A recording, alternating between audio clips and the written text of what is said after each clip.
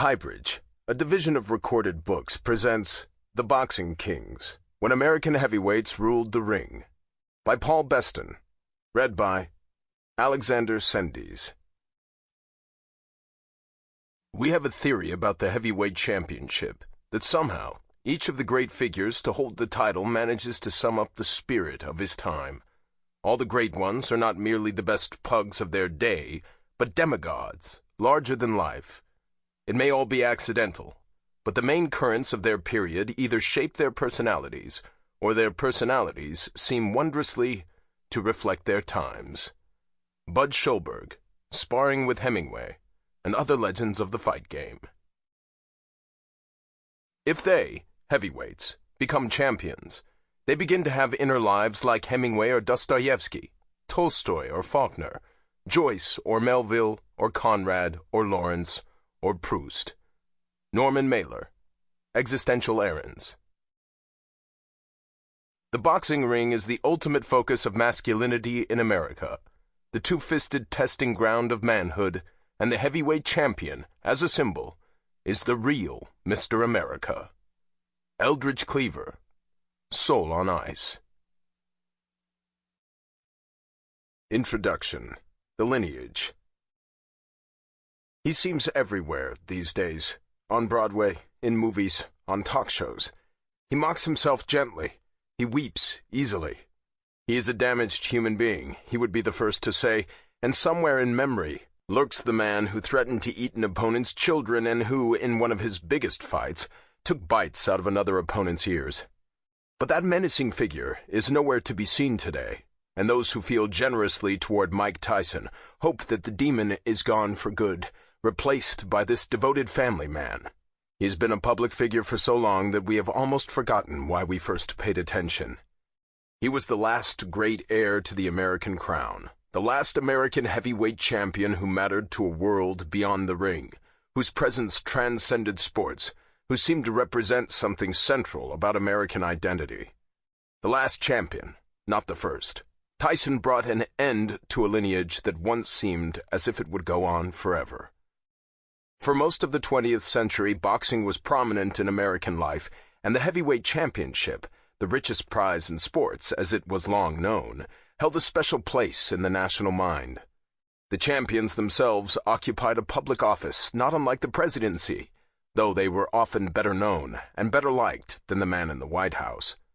Like the presidency, the heavyweight championship came with perks, precedence, and boundless opportunity, but also unrelenting criticism, unexpected limitations, and the persistent burden of the past. It was an office both royal and republican, as befit its British and American heritage.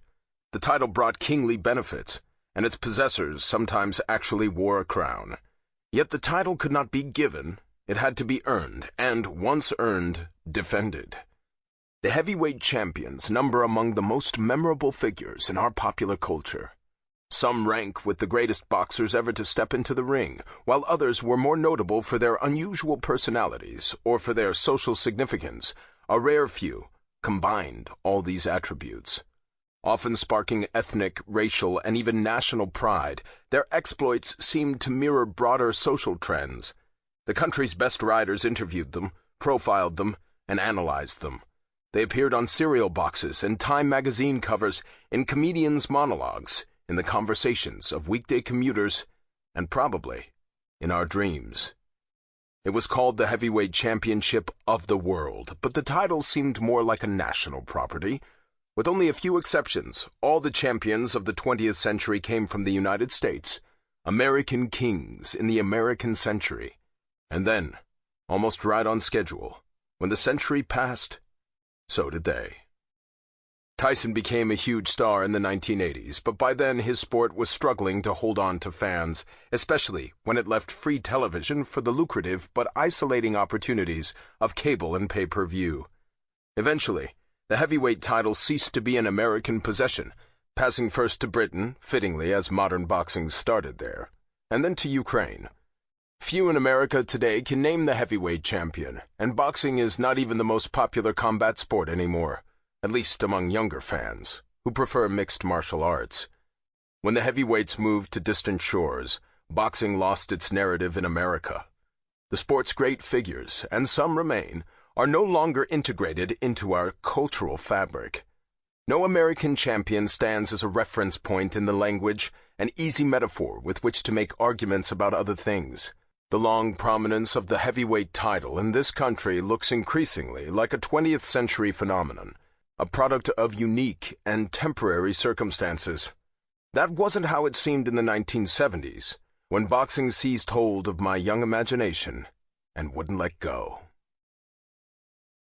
Around 1976, when I was 10, I started returning home from our local library carting books with titles such as The Heavyweight Champions, or A Pictorial History of Boxing, or Dempsey. I'd become drawn to boxing. The sport was all over television back then, and to boxers. These were the waning days of Muhammad Ali, who was by then the most recognized face in the world, though his ring skills were slipping. Most of his late fights were on regular television, and I remember the anticipation of seeing him, along with the carnival atmosphere that often prevailed. But I also found myself compulsively watching matches involving fighters at any weight, middleweights, lightweights, featherweights, bantamweights, unable to pull myself away.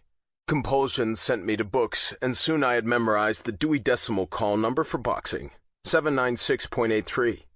Most boxing books at my local library centered on the heavyweight champions, and I sensed for the first time the thrill of historical knowledge, the promise that if I followed the trail back far enough, I could trace a line from the beginning to what had happened yesterday. Why boxers? It must have had something to do with their solitariness, though if it had been only that, I might have idolized painters or scientists or tennis players or political dissidents. It must have had to do as well with the danger that they courted and the loneliness of it, because fighting another man is about as lonely as it gets, especially when a crowd is watching. I'd already developed a passion for solitude and an aversion to group dynamics. Boxers seemed pure, autonomous. And then there were the images, the fighters, the gloves and trunks, the roped square surrounded by the collage of faces. Two battlers wearing tights and blurry old photographs, surrounded by crowds of men in greatcoats and hats, and, in the distance, stark pine trees, a scowling fighter standing over a dazed opponent who sits on the canvas, clutching the middle rope, a black man lying on his back, arms up, seeming to shield his eyes from the sun as a white man paces over him, and distant spectators seem to leap out of their seats. I watched it. I read about it. Soon enough, I wanted to try it. My brothers and I acquired the necessary equipment and started boxing in our basement, armed with the instructional manual Inside Boxing by former champion Floyd Patterson. I pored over the book's photos showing how to execute various punches and defensive moves. Early on, I mostly boxed with my eldest brother, Rick, who had 3 years on me and thus did not fight me at full strength. Later, my brother Pete, just a year older, was my main sparring partner. In the pages of Ring magazine, I saw ads for old fight films on Super 8mm. They were sold through a long-gone company called Ring Classics, based in Hauppauge, New York. The films were silent, almost all shot in black and white, and, projected onto a blank wall or white screen, they transported me to another world. The first two I saw were Joe Louis versus Billy Conn in 1941, and Rocky Marciano versus Jersey Joe Walcott in 1952, in which Marciano won the title with a pulverizing right hand. One of boxing's iconic photographs captures a Marciano punch distorting Walcott's features. I remember anticipating the climactic 13th round in both fights, and the whispering sound that the reels made as they turned in the dark. I took my last punch as a recreational boxer just before graduating from college. My last sparring partner landed a right that sent a thick ring of pain under my jaw and around both ears. I'd gotten headaches before from sparring, but not like this. I decided to conserve my remaining wattage for the challenges ahead. By then, I'd begun to lose the boxing thread. The sport grew more disorganized and confusing by the ear. As I moved into middle age, affection for it was based in memory. Boxing felt like some habit from youth that I had mostly renounced. Mostly. I learned as the years passed that boxing wasn't quite done with me, and that its characters, especially the heavyweight champions, formed a gallery in my mind, always accessible and somehow never exhaustible. If we are the sum of our youthful passions, I'll never escape the boxing brand. No use trying to do so anyway. As Joe Louis said, you can run, but you can't hide. The Boxing Kings tells the story of the heavyweight title in America, examining the lives and careers of the champions, with a special emphasis on the 7 who have held a defining place in our culture: John L. Sullivan, Jack Johnson, Jack Dempsey, Joe Louis, Rocky Marciano, Muhammad Ali, and Mike Tyson. The narrative is built around these key figures, though it incorporates the stories of their peers and rivals, all memorable in their own right. The book charts how America changed as the title shifted from one claimant to another, and how the major champions developed an uncanny connection with their times. They came from every point on the American map. Jack Johnson, the first black heavyweight champion, was a native of Galveston, Texas, where his family lost everything in the Great Hurricane of 1900. Johnson spent much of his public life walking on America's racial fault line. He bested white men in the ring and bedded white women outside it. At a time when black Americans faced enormous adversity, such behavior made Johnson notorious, at least among whites. After the federal government used questionable charges to convict him for violating the Mann Act, a law designed to stop interstate prostitution, he fled the country and lived as a fugitive. Reactions to Johnson from whites and blacks, from critics, and from the law offered a stark glimpse of the country's racial obsessions half a century after Appomattox. From Colorado came Jack Dempsey, a former hobo whose early life would have fit neatly into a Jack London novel. Dempsey fought in a style never before seen, a swarming, hyper-aggressive attack perfectly suited for the sensation-mad roaring 20s. So many people wanted to see his fights that special arenas were built to accommodate them. Dempsey met with presidents, shot movies with Charlie Chaplin, earned almost as much money in one fight as Babe Ruth did in his entire career, and helped make Americans sports crazy, as they have remained. Joe Louis, an Alabama sharecropper's son and the grandson of slaves, fought out of Detroit. He was Jack Johnson's opposite in every way, inspiring blacks and whites during the Depression and World War II with his patriotism, his dignity, and his politically tinged showdown with Hitler's favorite boxer. When Louis retired, the champion's shoes seemed impossible to fill, but Rocky Marciano, an Italian-American from Brockton, Massachusetts, stepped into them. Marciano achieved something that no other champion could claim. He fought an entire career without tasting defeat. Along the way, he embodied the American promise, especially for Italian-Americans. Louisville's Cassius Clay became Muhammad Ali, champion in the 1960s and 1970s, who symbolized an era of protest and social change. Like Johnson before him, Ali inspired black pride and white resentment, not by pursuing white women, but by joining a militant black nationalist group, the Black Muslims, and speaking out on racial issues. Like Johnson, Ali squared off against Uncle Sam. In his case, he refused induction into the armed forces for service in Vietnam and was convicted of draft evasion. But Ali had better luck than Jack Johnson, winning a Supreme Court appeal and becoming, by the end of his career, the most celebrated athlete of all time. Ali's departure left a Louis-like hole. He had called himself the greatest for years, and many agreed with him when he said that boxing would die after he was gone. But Mike Tyson, a troubled young man from Brownsville, Brooklyn's violent streets, proved Ali wrong. Tyson reminded many of a young Dempsey, and his love of boxing history made his rise seem fated, until a different kind of fate intervened. These men and their contemporaries stood on some of the great stages of the 20th century, before a public willing to make them rich, but usually wanting more in return than they could deliver. Some loved holding the title. Some were nearly destroyed by it. None were the same afterward. Sometimes cast as primitives lacking inner lives, they were as complex and flawed and sympathetic as people everywhere. Among them were comics and straight men, blowhards and introverts, prima donnas, hoodlums, and opportunists, working men, preachers, and saviors. Like all classic American heroes, they faced their greatest tests alone. Their story starts long before Tyson and Ali, Louis and Dempsey, and even Jack Johnson. It starts in Boston, with John L. Sullivan, the first of the line. It was Sullivan who made the heavyweight title a commercial property, just as commercialism was becoming an American invention. Sullivan's appeal generated huge public interest in boxing, which was still an outlaw sport. His career symbolized the struggles and triumphs of the Irish, then the nation's largest immigrant group, though he earned sums of money unmatched by anyone below robber baron status. He may have been the best-known American of his time, his picture hanging in countless homes and taverns, even as he squandered his money and drank himself into health and legal troubles. One other thing, Sullivan made the title synonymous with America. "There isn't a self-respecting American," he said, "no matter what tomfool ideas he may have about boxing in general, who does not feel patriotic pride at the thought that a native-born American, a countryman of his, can lick any man on the face of the earth." He wore a diamond-encrusted championship belt that read, "Presented to the champion of champions, John L. Sullivan, by the citizens of the United States."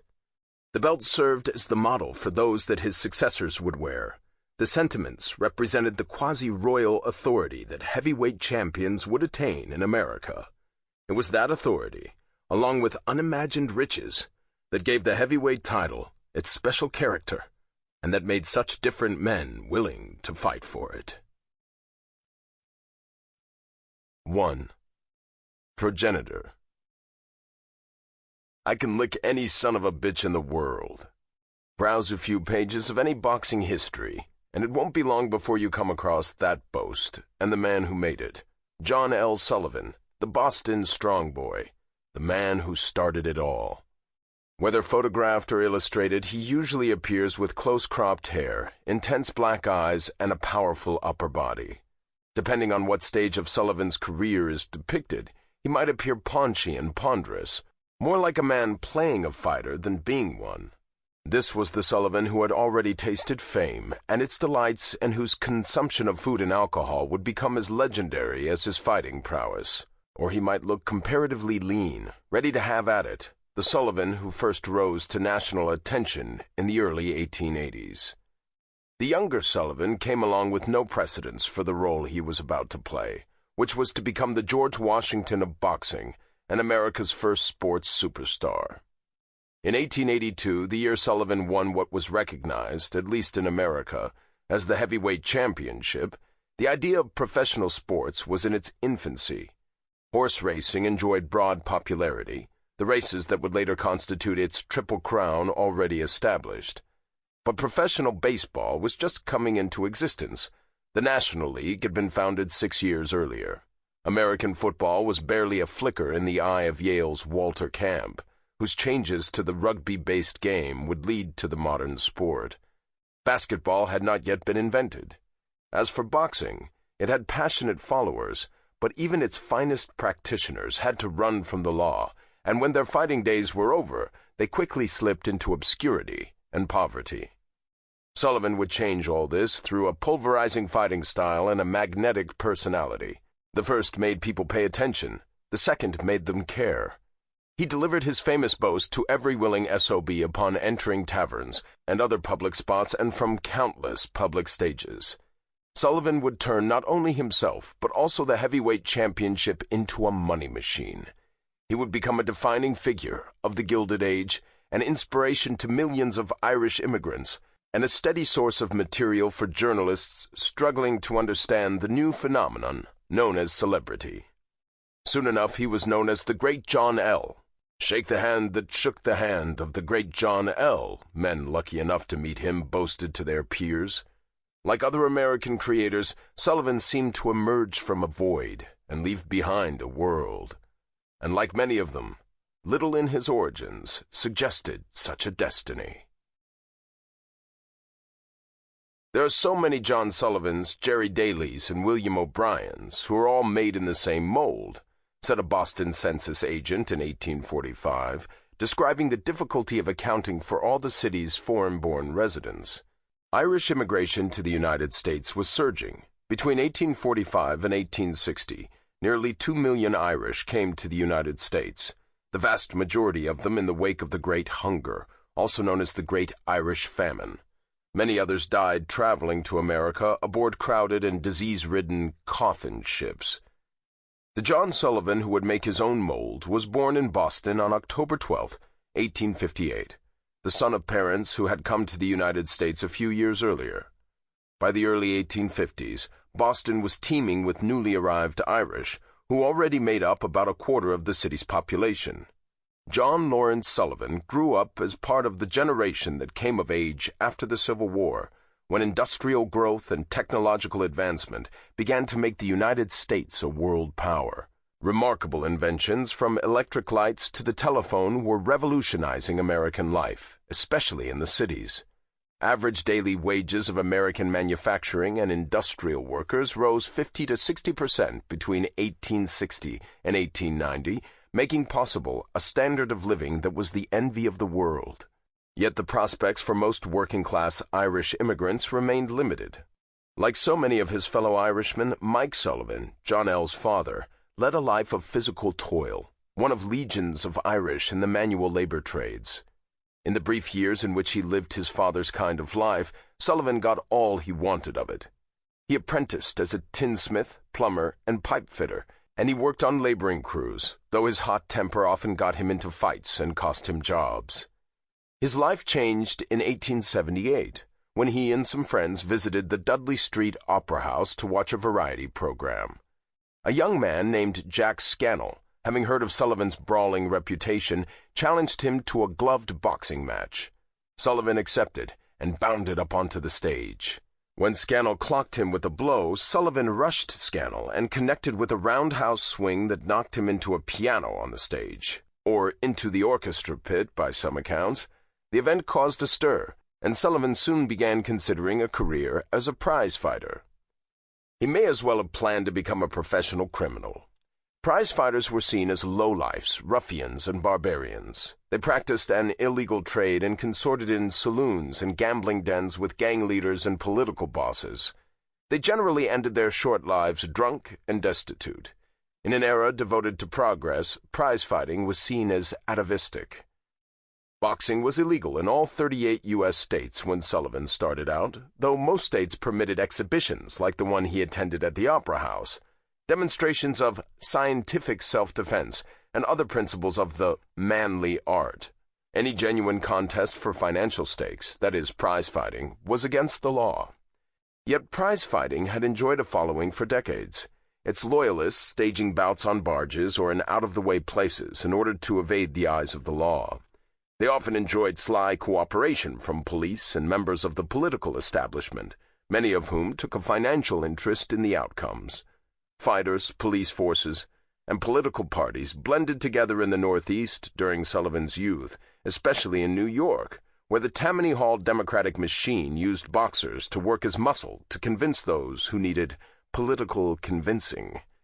Prize fighting, as it had been known up until Sullivan's time, involved battling with bare fists under the 1838 London prize ring rules, which were based on a set of standards drawn up in 1743 by Jack Broughton, the father of modern boxing. Pugilism's origins trace back to Greco-Roman times, but the British initiated the sport's modern revival. Under the London prize ring rules, bouts were fought to the finish, that is, until one man could no longer continue. In addition to punching, wrestling holds were permitted, but eye-gouging or hitting a man when he was down was prohibited. Rings were 24 feet square and pitched on turf. Rounds had no time limits, ending only when one man went down, whether from a punch, a wrestling toss, or exhaustion, and thus could last a few seconds or much longer. Marathon bouts, fought over dozens of rounds and lasting for hours, were part of the sport's emerging lore. The fighters got 30 seconds rest before the next round was to begin. If they could not make it out to the scratch line, a mark drawn at the center of the ring, they were said to have failed to come to scratch, and the bout was over. Under assault from Victorian reformers, prize fighting in Britain declined as the 19th century wore on. In America, it surged, achieving prominence not only among the outlaw sport's heavily immigrant working-class fan base, but also with a native-born faction not much better off economically. Some in the upper classes felt drawn to the sport as well, attracted by its elevation of strength and heroic action. virtue seen as endangered in a mechanized age. In the United States, the late 19th century saw a burst of interest in health and fitness as an expression of revitalization and national strength. "Anything is better than this white-blooded degeneration to which we all tend," Oliver Wendell Holmes wrote. John L. Sullivan's career would make some worry more about red-blooded than white-blooded degeneration, but the American future would belong to men like him. From the beginning, he showed a gift for getting headlines. His name first appeared in the New York Times, on the front page no less, on December 26, 1880, for his win over Professor John Donaldson in Cincinnati. The following spring, on a barge floating near Yonkers, Sullivan pummeled a New York City gang tough, John Flood, the Bull's Head Terror. Flood, a hard man in a rough social milieu, could do little against Sullivan's clubbing blows, the likes of which few could recall ever seeing. Sullivan's career built momentum. Observers told of how he charged out of his corner, his left arm slapping against his thigh, looking to land knockout blows. His backers clamored for a shot at the heavyweight championship. That would mean taking on Paddy Ryan, an Irishman from Tipperary, who had settled in Troy, New York. Ryan was known as the Troy Giant, though his dimensions, he stood about 6 feet and weighed 195 pounds, would barely qualify him as a major league shortstop today. He had won the American version of the heavyweight title in his first professional fight.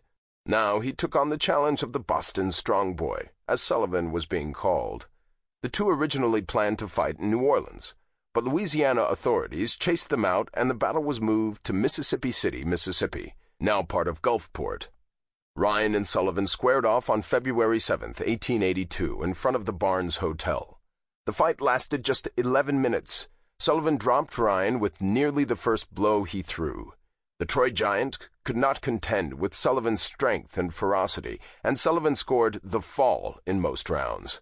Finally, in the 9th round, a Sullivan right dropped Ryan again, and the champion was carried back to his corner, where the battle was conceded.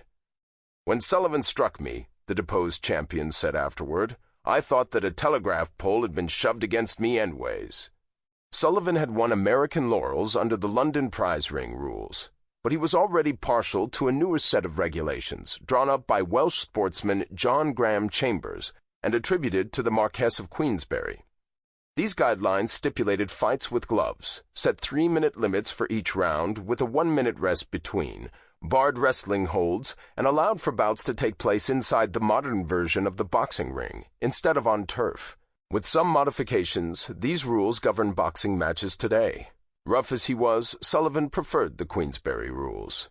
Not long after beating Ryan, Sullivan set off on a barnstorming tour of cities around the country, offering $250, then $500, and eventually $1,000 to any man who could last 4 rounds with him in legal exhibition bouts with gloves.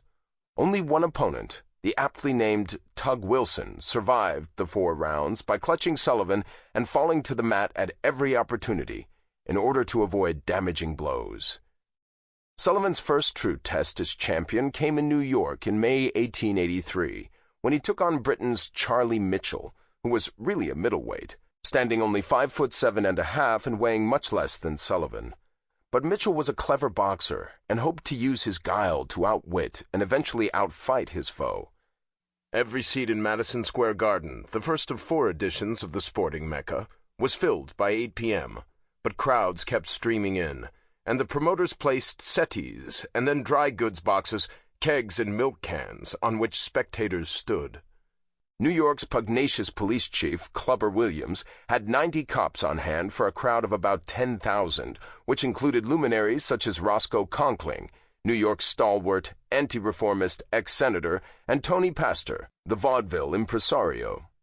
The prominence of the attendees in the respectable venue made clear how, in just a few years, Sullivan had become an object of national fascination. His fame was driven by the growing metropolitan press and the swelling readership for sporting weeklies, especially the National Police Gazette. The Gazette's editor, a fellow Irishman named Richard Kyle Fox, transformed the paper with his tireless coverage of sports, as well as lurid crime reporting and other scandalous material. Fox turned the Gazette, which he printed on pink paper, into one of the country's most widely circulated publications. He died a millionaire in 1922, his audacious style tracing a clear line to today's tabloid journalism. Sample complete. Ready to continue?